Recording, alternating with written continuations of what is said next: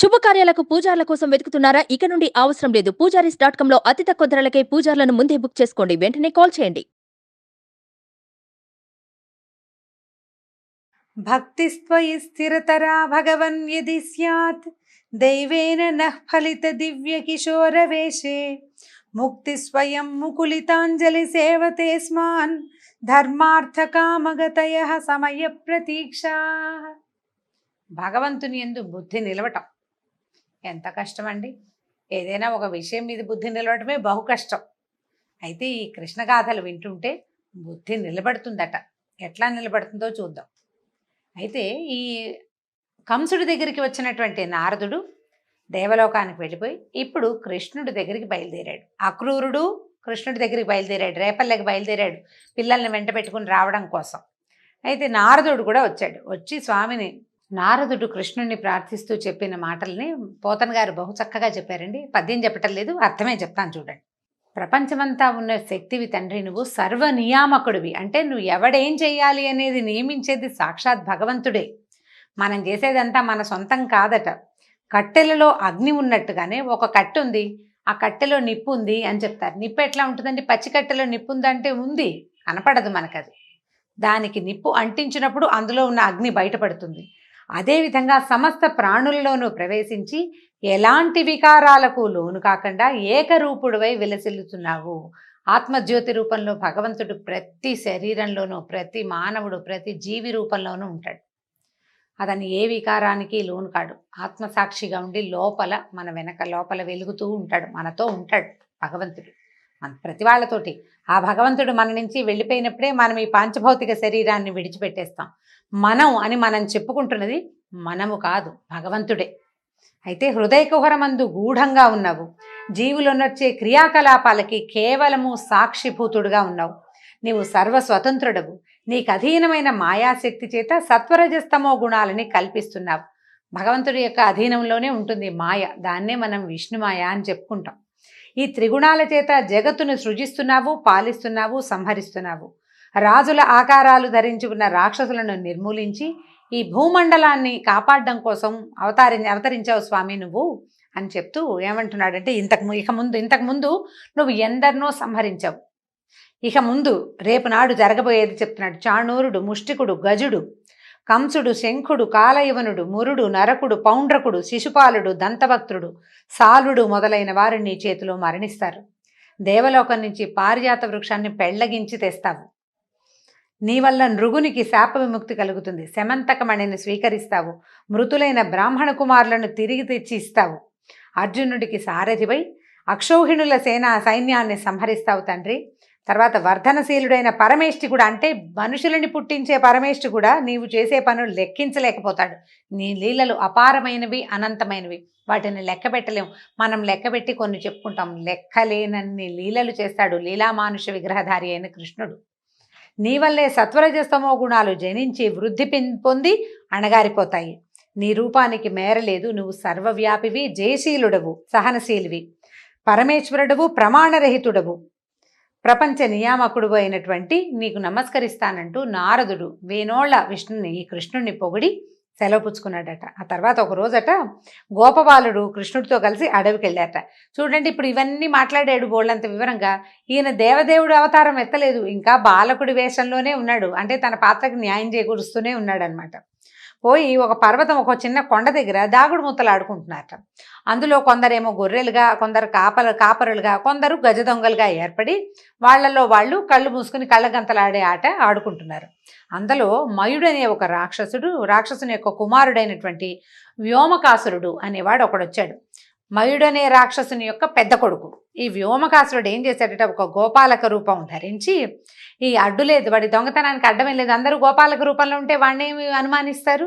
ఏం చేశాడు, ఈ ఆటలో గొర్రెలుగా నటిస్తున్న పిల్లల్ని ఒకళ్ళని తప్ప మిగిలిన వాళ్ళందరినీ ఒక్కొక్కళ్ళని కన్ను గప్పి పర్వత గుహలోకి తీసుకుపోయాడు. అందరినీ పర్వత గుహలో పెడుతున్నాడు.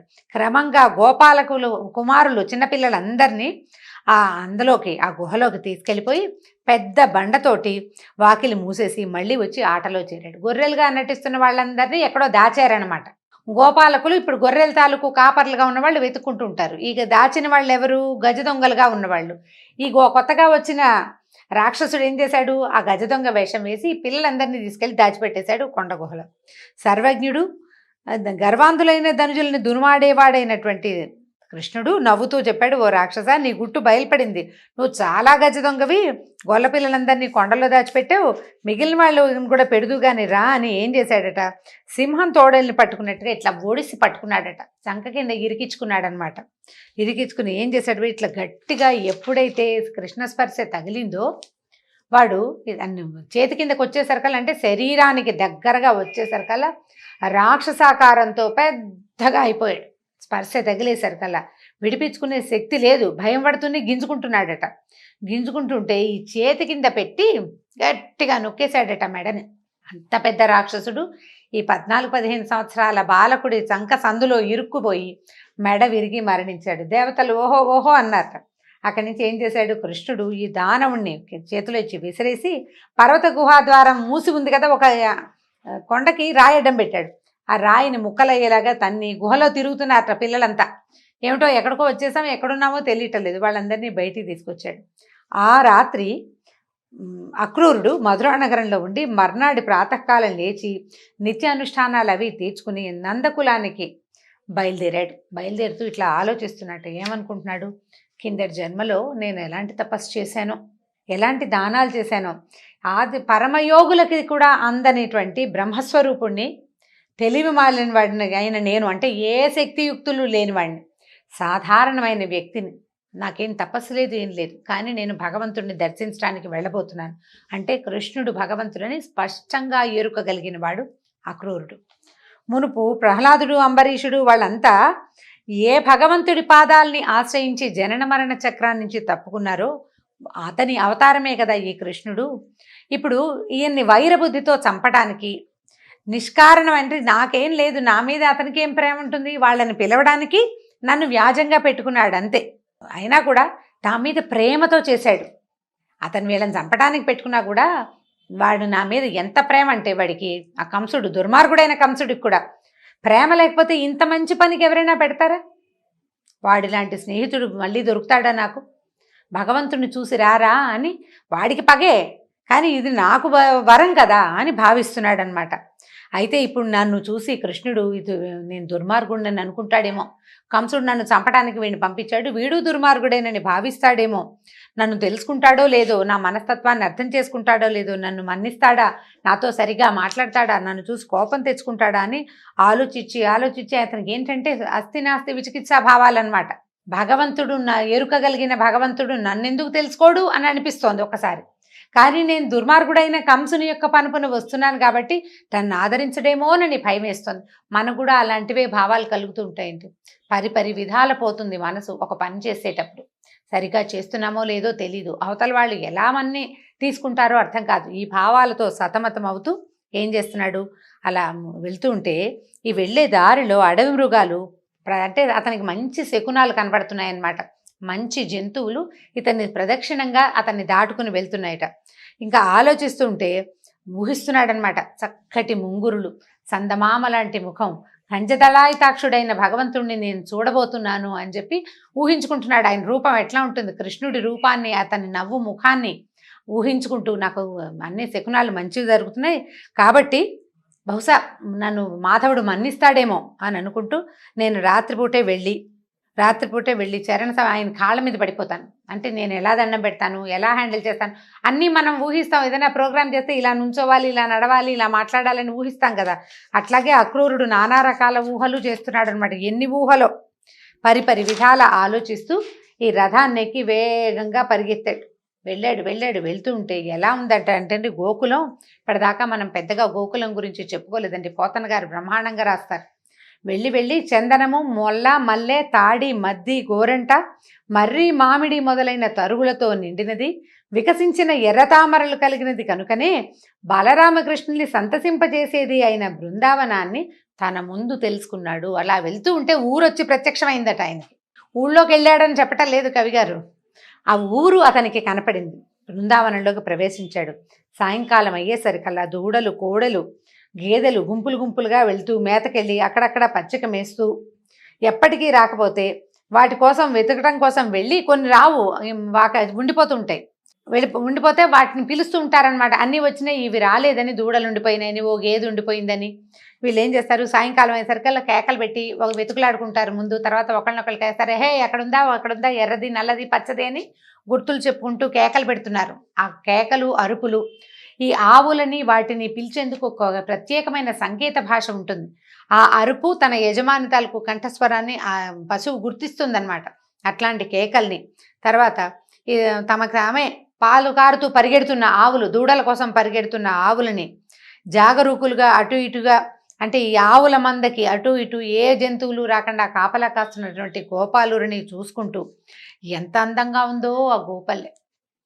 గోధుళ్ళు వేళ సాయంకాలం వేళ తిరిగి వస్తుంటే పశువులు అక్కడ రేగే దుమ్ము పరమ పవిత్రమైనదట. ఆ పవిత్రమైన గోధూళి తనని మరింత పవిత్రం చేస్తూ ఉండగా ఈయన బలరామకృష్ణుల భుజదండాలనే ప్రాకారాలతో రక్షింపబడుతున్న రేపల్లెలోకి ప్రవేశించాడు. ఎంత పరమాద్భుతంగా ఉందంటే ఆయన ఆ వెళ్తున్న దారినే చూసే నేను భగవంతుడిని చేరిపోయానని అత్యుత్సాహంతో గబగబా వెళ్తున్నాడనమాట. ఆవులు, దూడలు, తర్వాత ఎద్దులు, చిన్న చిన్న లేగదూడల చెంగనాలు, తల్లుల దగ్గరికి అవి పరిగెత్తటాలు, అట్లాంటి దృశ్యాలన్నీ గమనించుకుంటూ ఆనందంతో వెళ్ళాడు లోపలికి. అయితే అక్కడ పాదాల ముద్రలు కనపడ్డాయట. పద్మము, అంకుశము మొదలైన శుభలక్షణాలు కలిగిన కృష్ణుని అడుగుల చొప్పు సంతోషంతో అడుగుల ముద్రలు కనపడుతున్నాయట. వాటిని చూసి మేను పొలికించి ఆనంద భాష్పాలతోటి కళ్ళలోంచి నీళ్ళొచ్చేస్తున్నాయన్నమాట. అక్రూరుడు ఉత్కంఠతోటి రథం నుంచి దిగాడు. భగవంతుడిని చూస్తానన్న ఉత్సాహం, చూడబోతున్నానన్న ఆనందం, చూసేస్తున్నానన్న సంతోషం, ఇవన్నీ భక్తులకి ఎంత విపరీతమైన ఉద్వేగాన్ని ఆనందాన్ని కలిగిస్తాయో ఈ అక్రూరుడు ఈ నందవ్రజాన్ని దర్శించినప్పుడు రాసిన వర్ణన వ్యాసుల వారు పరమాద్భుతంగా రాశారు సంస్కృతంలోను. అది పోతన గారి వర్ణన అసలు చెప్పనలవగానే సౌందర్యవంతంగా ఉంటుంది. అవకాశం ఉంటే స్వయంగా చదివి తెలుసుకోండి. నేను తేలిగ్గా చెప్పుకుంటూ వెళ్తున్నాను కానీ చదవాలి దాన్ని. ఒక్కొక్క పదము, ఒక్కొక్క విషయము మనం స్వయంగా చదువుతూ ఉంటేనే ఆ అత్యద్భుతమైన పరమానంద అనుభూతి ఏమిటి అనేది మనకు తెలుస్తుంది.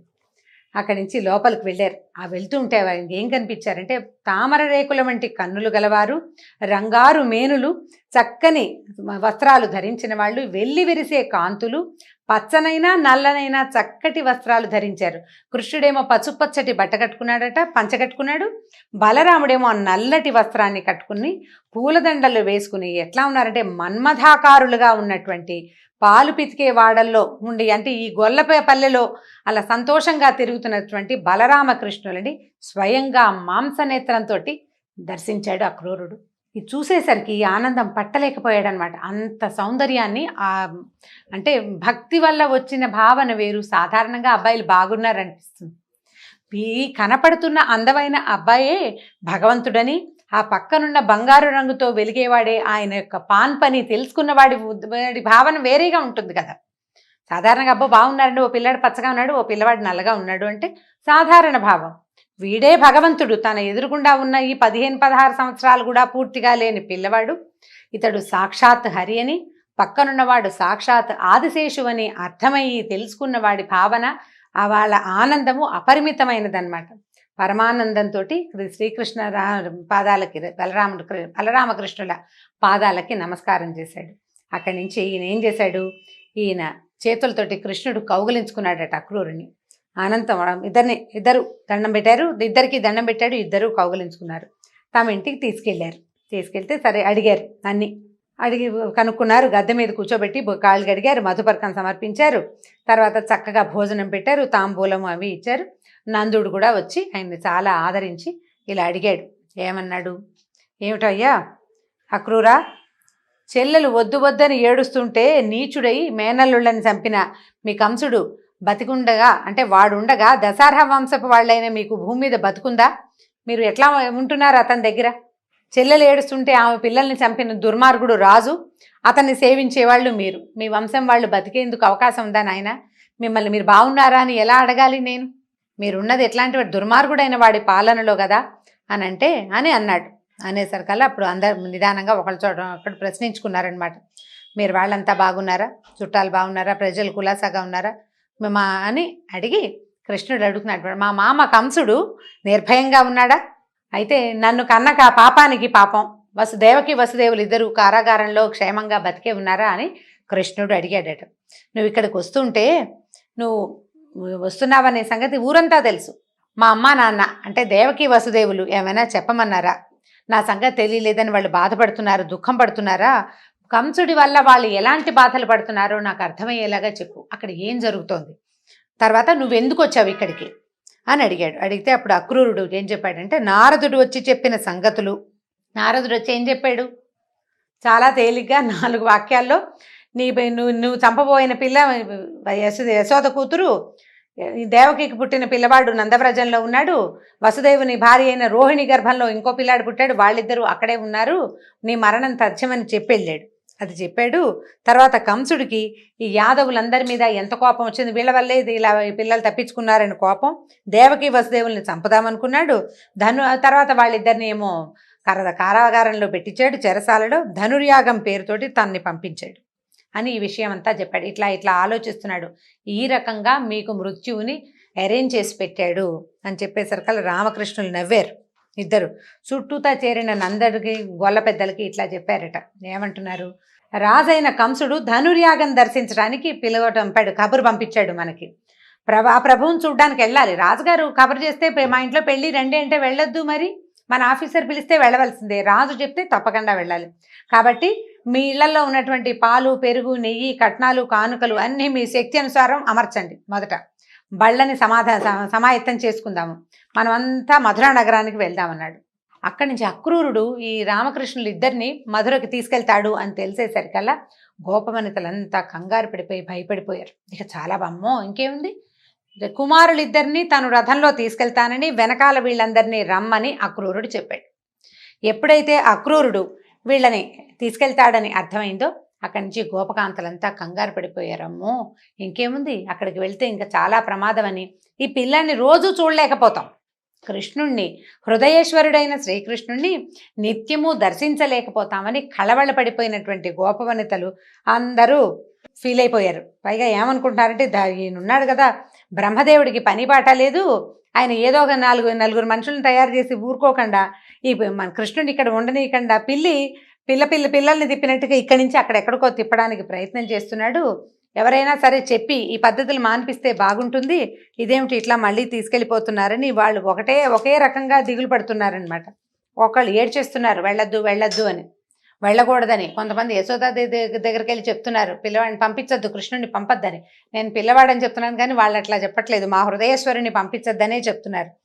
ఎన్ని విధాలో ప్రయత్నం చేశారు, బతిమలాడారు, అడిగారు, వద్దు నువ్వు వెళ్ళొద్దు అని చెప్పి. అప్పుడు ఏం చెప్పారంటే, సరే వీళ్ళకి కనపడకుండా వెళ్ళిపోయాడట, మళ్ళీ వస్తానని.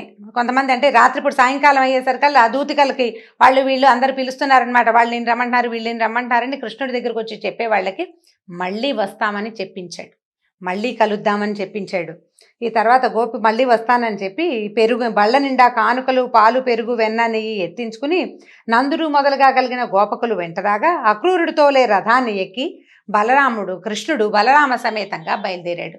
వాళ్ళందరూ బళ్లలో బయలుదేరితే అక్రూరుడు వేసుకొచ్చినటువంటి రథం మీద బలరాముడు మరియు కృష్ణుడు ఎక్కి అతనితోటి పాటు బయలుదేరారు.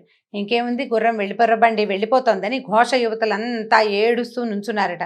దూరంగా ఆ బండి నడిచినంత దారి గుర్రబండి తాలూకు పైన దిగుతున్న తెల్లని పతాకం, ఆ గుర్రాలు పరిగెడుతుంటే వచ్చే దుమ్ముని చూస్తూ దూరంగా భగవంతుడు తమ నుంచి దూరం అయిపోతున్నాడన్న భావనతోటి అట్లా చూస్తూ ఉండిపోయారనమాట. అయితే వీళ్ళు అలా క్రమంగా యమునా నదిని దర్శించారు. అంటే ఈ ఊరు దాటి వెళ్తున్నారనమాట.